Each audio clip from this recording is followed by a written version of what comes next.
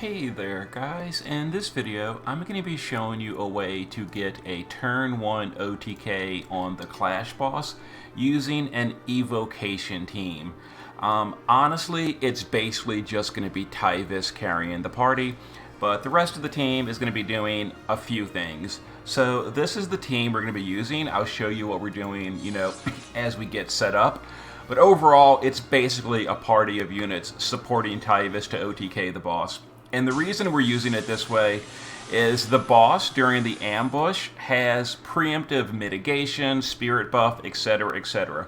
Also, he preemptively breaks the party, but because we're using normal Leftia, she automatically buffs us to break immunity, so we ignore the preemptive breaks. Kind of convenient.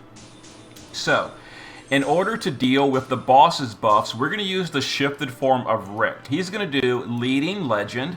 That's an Omni weapon in peril. We're going to do Moment of Weakness. That's going to get rid of the spirit buff that cannot be dispelled, but it can be duration downed away. So a Moment of Weakness. And then Radiant Protection to break and imperil the boss. So Rick handles all the turn 1 stuff. Unfortunately, that means he can't deal any damage on turn 1, but that's fine. Now, the mitigation buffs cannot be removed, but Evocation ignores that, which is why we're using Evokers to OTK this guy. So the reason we're using Leftia is for the preemptive immunity buff, but then she's going to use her turn to do Hymn of the Faith, a Evocation modifier boost. Make sure it's the +1 version. This is Yuna's STMR. Now, my Quistis is only EX1, therefore she doesn't have a full LB gauge. That's why we're using Sylvie. Sylvie is going to I've Got Your Back on Quistis to entrust her on turn 1. We're going to offensive boost for the stat buff for the rest of the party, and then doesn't really matter what else we do. And now it is time to OTK the boss. So Quistis is going to use her LB. That's going to put up a light imperil field, and it's also a triple bolting. So Tyvis in the shift form is going to quad.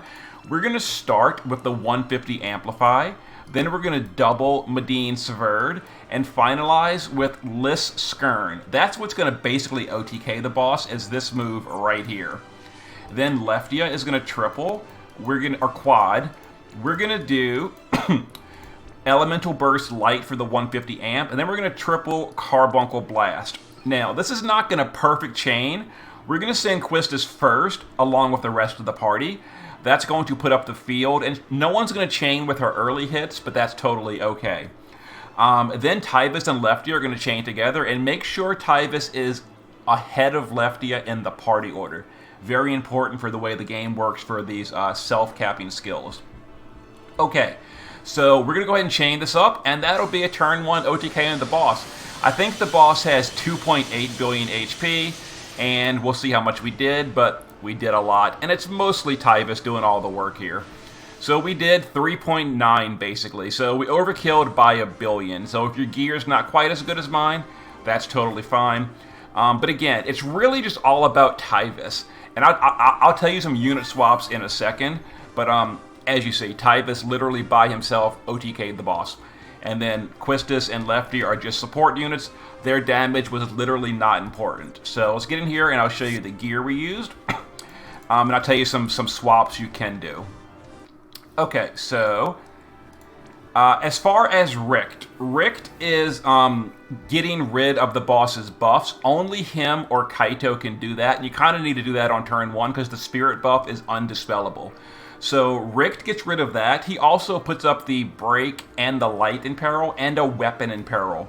Kind of a nice deal for the whole party because, while Tyvis does do his self only 30% in peril, we're not getting the imperil for Quistis or Leftia otherwise. Also, Rick's imperil is bigger, but you could just swap him for Kaito. Sylvie is only here because we needed someone to entrust Quistis. If you're not using Quistis or if she's EX2, you can drop Sylvie and add anything you want. But make sure someone is doing a magic buff for the party if you're dropping her.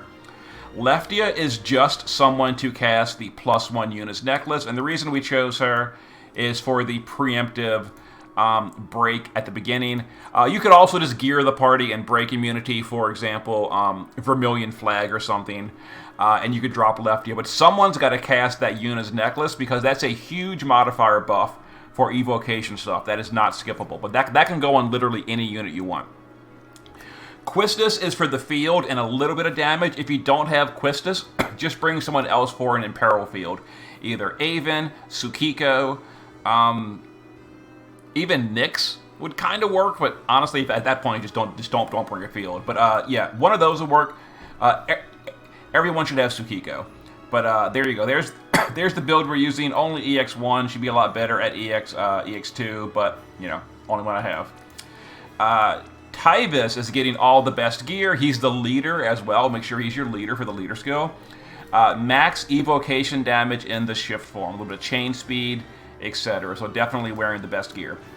And then Leftia is just a support chainer. Someone's got to do triple bolting to chain with Tyvis. If you don't have Leftia, bring anyone you want. She's probably the best option, though, just because she is an evocation light element chainer. But as you saw, she did like 400,000 or 400 million, so not that big a deal regardless. But there's the gear we did use. She's maxed on all the evocation stats.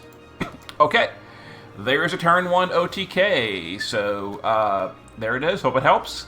See you in a bit.